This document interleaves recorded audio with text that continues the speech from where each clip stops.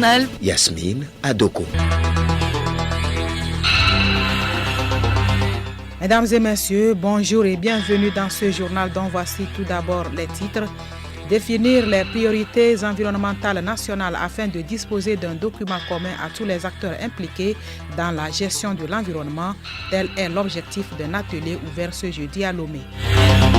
Les acteurs nationaux de transport aérien ont célébré hier la journée de la décision de Yamoussoukro. Le directeur général de l'ANAC estime que l'adoption par les pays membres du marché unique du transport aérien africain MUTA renforcera les capacités des États africains en matière de transport aérien. Au Gabon, la Cour constitutionnelle fait un réaménagement de la loi fondamentale afin d'assurer la continuité de l'État et du service public. Elle autorise le vice-président à présider un conseil des ministres 3 semaines après l'hospitalisation du président Ali Bongo. Et puis sport football, les éperviers affûtent leurs armes pour la 5e journée des éliminatoires de la CAN 2019. Ils jouent contre l'équipe nationale d'Algérie dimanche prochain à Lomé.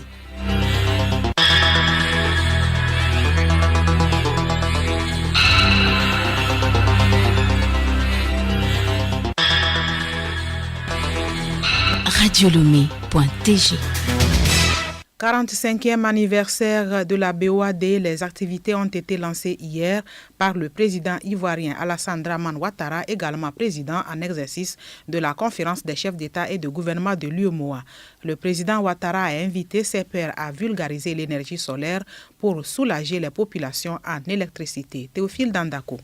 Le président ivoirien Alassane Ouattara a d'abord vanté les mérites de l'énergie solaire. Les coûts sont en effet 10 fois plus bas que ceux liés au fioul. La BOAD a soutenu le développement des États membres en finançant 1107 projets pour un montant total de 4 915 milliards de francs CFA. Elle a su développer de nouveaux produits et faire preuve d'innovation et d'ingéniosité. Les 48 pays d'Afrique subsaharienne, avec une population combinée d'environ 800 millions d'habitants, génèrent à peu près la même quantité d'électricité que l'Espagne, qui a une population de 45 millions d'habitants. Donc nous, les leaders, nous avons l'obligation d'aller beaucoup plus vite, car sans électricité, il n'y a pas d'eau potable, et sans ces deux choses, l'éducation et la santé ne peuvent être que retardées. Pour ce 45e anniversaire, le président de la Banque ouest-africaine de développement BOAD a fait le bilan de son institution,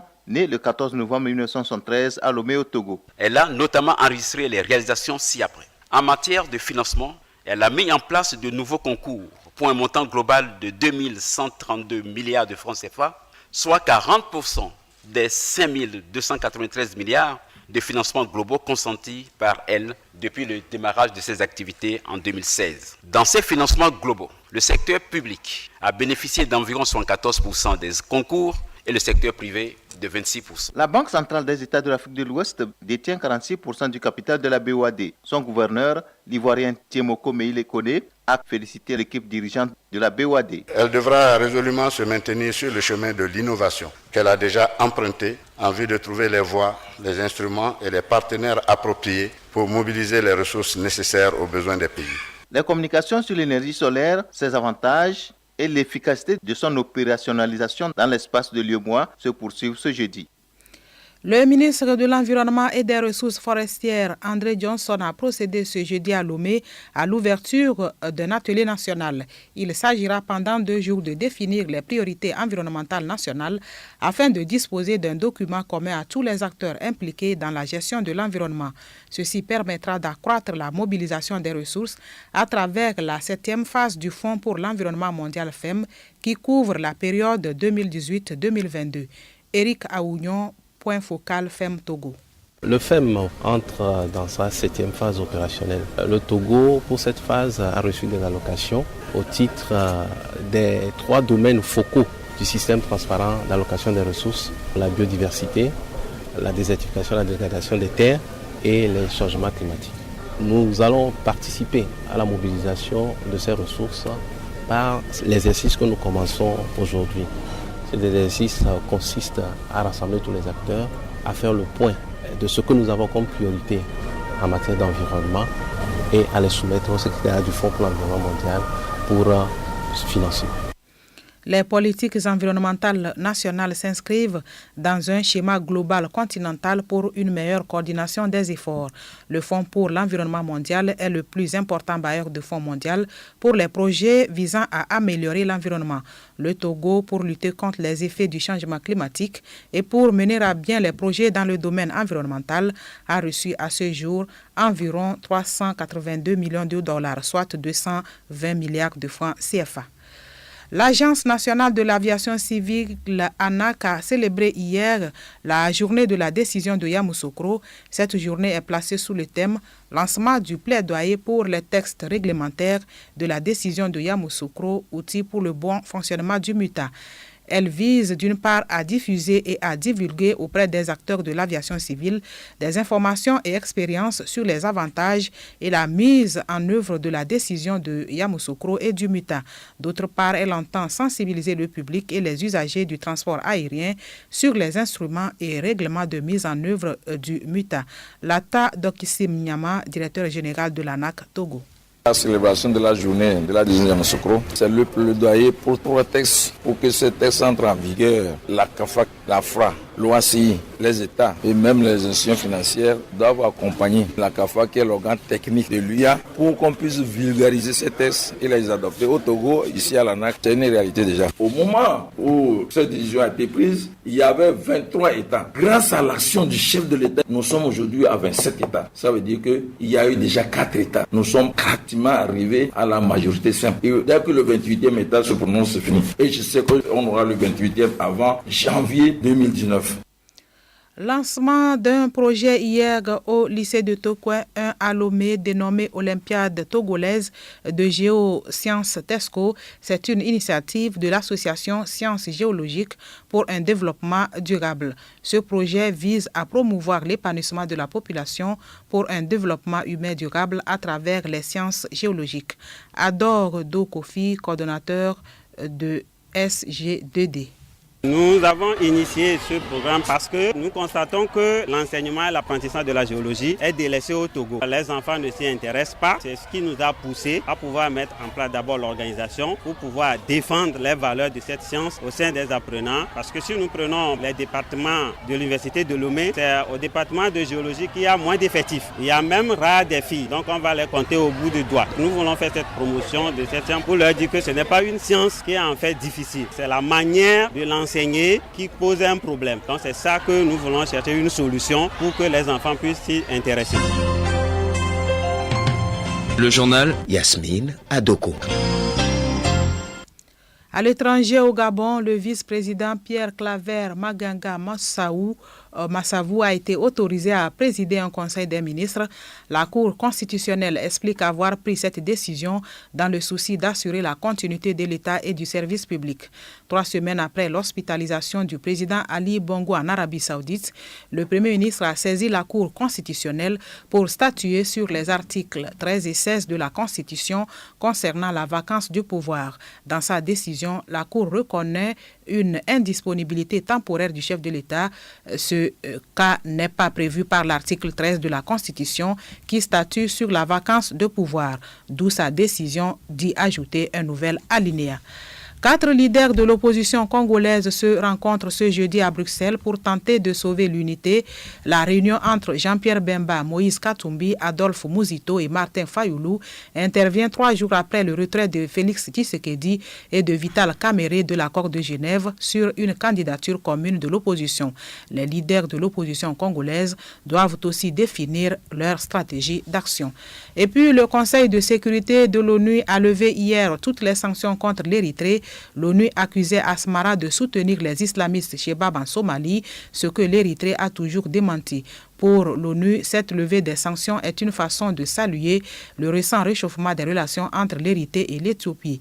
En juillet dernier, les 2 pays ont signé un accord de paix historique qui a permis de mettre fin à plusieurs décennies de conflits. Dans son texte adopté hier, le Conseil de sécurité demande à l'Érythrée et Djibouti de poursuivre leurs efforts. Les relations entre les 2 pays se sont récemment apaisées alors qu'un différend frontalier sur la zone stratégique de Ras Doumera les oppose depuis 10 ans.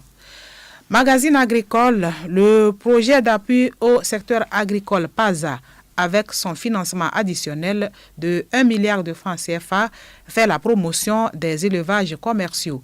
Récemment, certains ont réceptionné plus de 3 millions de francs CFA. Odette Kbira.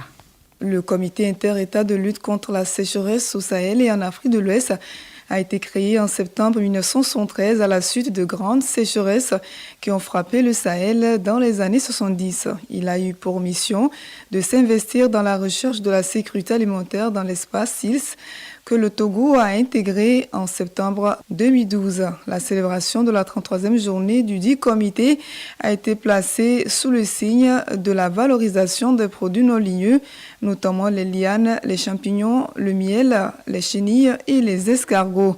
Pourquoi ce regard sur les produits non ligneux? Roch Marc-Christian Caboret, président en exercice du SILS. Sur le plan alimentaire et nutritionnel, leur disponibilité dans nos pays correspond en général à la période préoccupante de soudure où les stocks céréaliers sont à leur plus bas niveau et où la ressource en eau se fait rare. Les chaînes de valeur de certains produits forestiers non ligneux à haute valeur nutritive provenant des espèces telles que le baobab, le néré, le tamarinier, le karité et bien de dizaines d'autres requièrent une attention particulière de nos pays et de nos producteurs. Le président du SILS exhorte donc à veiller à la préservation des écosystèmes. Aussi, voudrais-je attirer l'attention de toutes et de tous sur la nécessité de veiller à la préservation de nos écosystèmes, principale source des produits forestiers non ligneux. Cela passe nécessairement par la mise en place de politiques vigoureuses de conservation de la nature. C'est aussi une des manières de remplir nos engagements internationaux vis-à-vis des accords multilatéraux sur l'environnement. À jeudi prochain.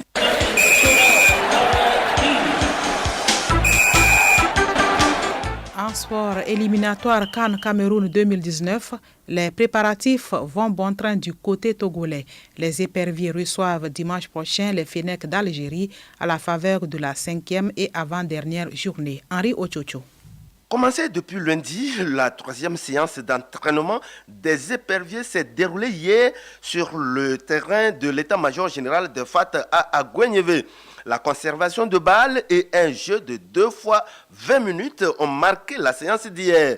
Un match très capital, a dit le capitaine emblématique des éperviers qui signe son retour dans le nid des éperviers après avoir boycotté le match contre la Gambie. C'est un match capital, on est deux au mur. Si on gagne dimanche, on peut se retrouver premier. C'est vrai qu'il y a de cela un mois et demi, on était au classement, on était 3e ou même dernier. Aujourd'hui, on se retrouve dans une position très favorable. Maintenant, c'est chez nous le match. Espérons que les Togolais viennent nous supporter, on aura besoin. C'est un match très capital, très important. C'est vrai que j'ai eu à discuter des matchs importants, mais ce match est différent, spécial pour moi. Et d'autant plus que ça fait très longtemps que je n'ai pas fait la différence. Et j'aimerais bien aider mon pays, aider l'équipe nationale à gagner ce match. La tâche ne sera pas du tout facile, surtout avec l'absence de Jen Dakonam et de Ouro Sama Hakim suspendus pour plusieurs rencontres. C'est un gros problème quand vous avez 2 joueurs de ce talent suspendus, a confié Claude Leroy. Mais l'impossible n'est pas togolais. Le Togo se classe, rappelons, le 3e du groupe D avec 5 points en 4 matchs, juste derrière les leaders, l'Algérie et le Bénin.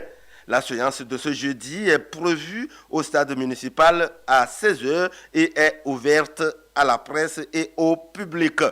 Et puis, à la demande de la Fédération ghanéenne de football qui organise la CAN féminine 2018, la CAF a décidé de reprogrammer les matchs éliminatoires du premier tour de la CAN U23 Total Égypte 2019 devant opposer le Ghana au Togo. Ainsi, le match aller se déroulera le 18 décembre 2018 à 15h30 au stade Baba Yara Sport de Koumassi et le retour le 22 décembre 2018 à 16h au stade municipal de Lomé.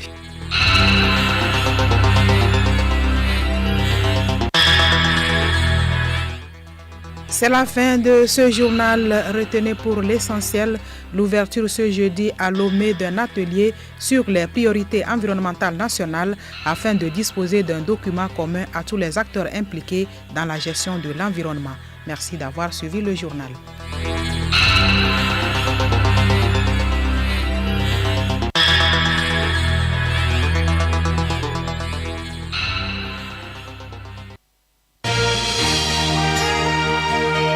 Radio Lomé, Boîte postale 434, email radiolomé@radiolomé.tg.